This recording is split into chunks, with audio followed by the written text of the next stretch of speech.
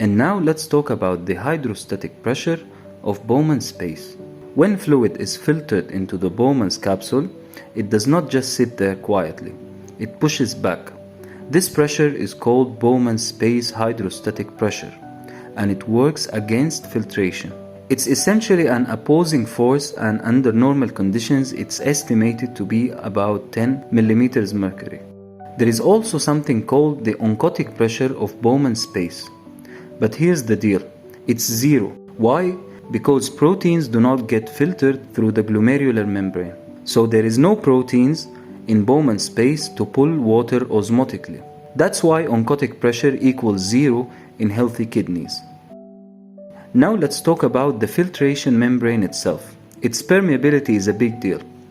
It has 3 layers: the endothelial cells, the basement membrane, and the podocytes. Together, they decide what gets filtered and what does not. Here is a fun rule of thumb. Anything smaller than 4 nanometers could freely pass. Anything larger than 8 nanometers will not pass. Molecules between 4 and 8 nanometers, well, that depends. It depends on 2 things. Firstly, charge. If it's negatively charged, it gets repelled by the negatively charged basement membrane. And the second factor is the shape.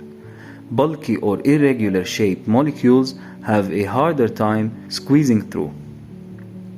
Now into surface area. It's not just about how wide the capillaries are. We are talking about total filtration surface area of both kidneys.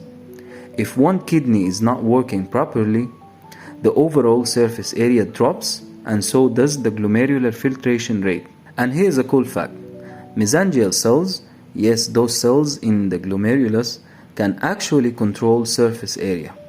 They can contract to reduce surface area, or they relax to expand the surface area, adjusting how much filtration happens.